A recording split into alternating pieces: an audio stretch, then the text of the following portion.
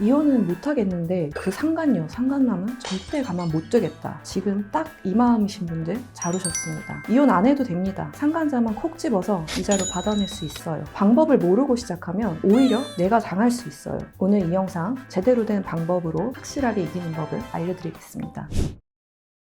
결론부터 말씀드리면 이혼소송 안 하고 위자료 청구만 가능합니다. 아이 때문에 이혼이 어렵거나 경제적으로 당장 이혼이 부담이 되거나 배우자랑 관계회복 가능성이 있는 분들이 많이 고민을 하시는 부분인데요. 당장 이혼하기는 어려운데 그렇다고 가만히 있기는 너무 억울한 거죠. 그리고 배우자는 같이 사니까 언제든 화풀이를 할 수 있어요. 근데 상간자는 아무 일 없는 것처럼 너무 잘 지내요. 피해자인 나는 하루하루가 지옥 같은데 정작 가해자는 잘 사는 게 너무너무 화나는 거예요. 그래서 일단 배우자는 놔두고 상간자만 상대로 위자료 청구를 하시는 분이 많습니다. 그런데 여기서 중요한 포인트 하나 알려드릴게요. 여러분의 혼인관계가 파탄이 아니라는 증거가 있어야 합니다. 별거 중이거나 부정행위 하기 전부터 혼인관계가 파탄되었다라는 점이 인정이 되면 위자료를 단 한 푼도 못 받을 수도 있어요. 이때 서류상으로 혼인신고가 되어 있는지만 따지는 건 아니고요. 사실혼 관계에 있어도 위자료 청구 가능합니다. 법원에서는 이 서류로만 판단을 하는 게 아니고 실질적으로 결혼 생활을 하고 있었는지를 따져서 판단을 하고요. 제가 진행했던 사건의 하나를 말씀드릴게요. 저희가 상간소송 원고였고요. 이 의뢰인이 결혼 생활을 20년 정도 했고 자녀도 있었어요. 근데 남편분 빚 때문에 서류상으로 이제 위장이혼을 하고 각자 살고 있었던 거죠. 근데 이 남편이 바람을 피우다가 걸렸고요. 상간녀 쪽에서는 이미 원고랑 원고 남편은 서류상 이혼도 했고 심지어 지금 따로 살고 있다. 파탄 이후의 만남이다 라고 주장을 했습니다. 근데 이 원고랑 원고 남편이요. 자녀들 고등학교 졸업식에도 같이 참석을 했고 군대에 입대할 때도 다 같이 배웅을 갔어요. 그리고 가족 단톡방에도 얘기를 한 그런 대화들이 있었고요. 그래서 저희가 이런 내용들을 증거로 제출을 해서 사실혼 관계가 인정이 되었고요. 저희가 위자료 3천만 원 전부 승소를 했습니다. 그러니까 혼인관계가 파탄되었는지는 실질적으로 부부관계를 유지하고 있었느냐 이게 핵심이라는 점을 알아두시면 좋겠습니다. 그리고 많은 분들이 간과하는 부분이 있는데요. 상간자 소송만 진행을 하시면 위자료 금액이 낮아집니다. 상간자만 혼내고 내 가정은 지키면 되는 거 아닌가요? 많은 분들이 이렇게 생각을 하시는데 현실은 조금 달라요. 이혼소송이랑 상간소송을 동시에 하시면 위자료가 2천에서 3천만 원 정도 나옵니다. 배우자를 피고 1, 상간자를 피고 2 이렇게 2명을 상대로 위자료를 청구를 하는 거고요. 2명을 합쳐서 총 3천만 원을 받으실 수 있는 거예요. 근데 이혼을 안 하고 상간소송만 진행을 한다. 그러면 위자료가 조금 낮아져요. 최근 경향은 1,500에서 2천만 원 사이가 가장 많은 것 같습니다. 왜 그럴까요? 법원 입장에서는 이혼까지는 안 했으면 가정이 완전히 해체된 건 아니네 라고 본다는 거죠. 그럼 억울해서 어떡하냐고요? 방법이 있습니다. 위자료 액수를 끌어올리는 전략 2가지 지금부터 꼭 메모하고 기억하세요. 첫 번째는 혼인 파탄에 준하는 정신적 고통을 주장하시는 겁니다. 예를 들면 아직 서류상 이혼은 안 했지만 실제로는 우리 가정이 지금 파탄된 거나 마찬가지예요 라고 주장을 하는 거예요. 아니면 지금 별거 중이고 이혼 직전까지 갔다. 원고가 정신과 치료를 받으며 겨우 버틸 정도로 너무 고통을 받고 있다. 이런 주장들을 하시면 위자료가 올라갈 가능성이 높아집니다. 정신적 고통 관련해서 한 가지 제가 기억나는 사건이 있는데요. 정신적 고통이 눈에 보이는 게 아니잖아요. 근데 이분은 남편이 바람을 피우다가 들켰는데 들키자마자 맞아 나 이제 그 여자랑 같이 살 거야 라고 통보를 하고 그날로 집을 나가서 연락까지 전부 차단을 한 거예요. 그래서 아내분이 정신이 완전히 나가서 그날에 바로 자살 시도를 해서 응급실에 실려갔어요. 그리고 충격을 많이 받으신 것 같아요. 정신병원에 입원까지 하셔서 소송하는 거를 몇 달 정도 미루셨거든요. 심지어 이분은 그 전에 정신과에 다닌 기록이 전혀 없는 분이셨어요. 그래서 법원에서도 이분의 정신적 고통이 굉장히 심각하다고 인정을 해주셔서 위자료로 5천만 원까지 받은 사건입니다. 그러니까 상대방의 불륜으로 인해서 얼마나 피해를 입었는지 잘 설명을 하면 법원에서 위자료를 높게 인정을 해주시는 것 같습니다. 두 번째는 상간자의 악질성을 강조하세요. 예를 들면 불륜 기간이 길다 혹은 불륜이 들켰을 때 그쪽 남편이 나한테 매달려서 만난 건데요. 이런 식으로 적반하장으로 구는 경우가 있어요. 이런 카톡이나 녹취록이 있으면 위자료는 수백만 원에서 수천만 원까지 올라갈 수 있습니다. 오히려 상간자가 이렇게 나오면 더 좋습니다. 피고가 악질적으로 행동할수록 위자료는 당연히 더 높게 나오거든요. 제가 진행하는 상간소송 사건들도 위자료 3천만 원까지 나오는 사례가 요즘은 꽤 많은데요. 이 사건들의 공통점이 뭔지 아세요? 상간자가 외도를 부인하고 반성을 전혀 안 하고 이런 태도들을 보일 때 위자료가 최대 금액으로 나오는 경우가 많거든요.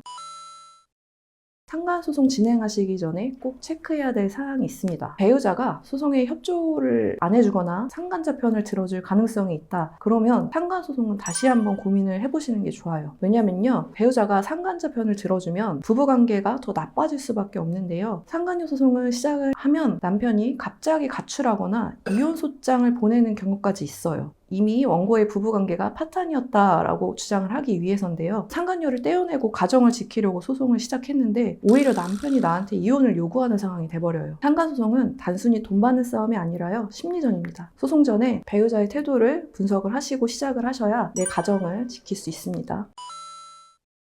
불륜을 혼자 하나요? 아니죠. 내 배우자랑 상간자가 같이 한 겁니다. 이거를 법적으로는 공동불법행위라고 해요. 예를 들면 상간녀 소송을 해서 2천만 원을 받았습니다. 근데 그렇다고 끝이 아니에요. 상간녀가 내 남편한테 너도 똑같이 잘못했으니까 절반 내놔 라고 소송을 걸 수 있어요. 이걸 구상권이라고 하고요. 이혼을 했으면 내 돈 아니니까 상관없죠. 근데 이혼을 안 했잖아요. 그러면 결국 우리 집에서 다시 1,000만 원이 나가게 되는 겁니다. 그리고 소송 2번 하니까 변호사 비용도 2번 써야 되죠. 이렇게 되면 원고나 피고 둘 다 손해예요. 그래서 상간자가 구상권을 행사할 것 같다. 이런 상황이면 조정이나 합의로 하시는 게 훨씬 유리합니다. 합의서에 조항 하나만 넣으면 됩니다. 피고는 추후 원고의 배우자에게 구상금을 청구하지 않는다. 위자료 조금 깎아줘도 됩니다. 분쟁의 씨앗을 아예 없애버리는 게 훨씬 낫거든요. 이혼을 안 하고 상간소송만 하시는 분들은 부부관계를 회복할 가능성이 어느 정도 있으시거든요. 이때 가장 중요한 게 두 사람의 관계를 완전히 깨끗하게 정리하는 겁니다. 그러려면 내 배우자의 의지도 중요하지만 상간자한테도 앞으로 다시는 만나지 않겠습니다. 이런 약속을 받는 게 정말 중요하거든요. 이런 분들은 조정이나 합의 절차에서 추후 피고는 원고의 배우자와 만나거나 연락하지 않겠습니다 라는 약속을 받고 이거를 법적인 문서로 남기는 겁니다. 이 약속을 어기면 위반할 때마다 1회당 100만 원, 300만 원 이런 식으로 위약벌 조항을 같이 포함을 시켜서 진행을 하고요. 그렇기 때문에 피고분들도 정말로 관계를 정리할 생각이 있을 때만 합의에 동의를 하거든요. 그래서 원고는 앞으로 상간녀나 상간남 때문에 더 이상 신경 쓸 일이 없고요. 그래서 불륜을 정리를 시키고 내 가정을 지키는 게 가장 큰 목적이다. 이런 분들은 소송보다는 합의로 할 때 훨씬 만족도가 높습니다.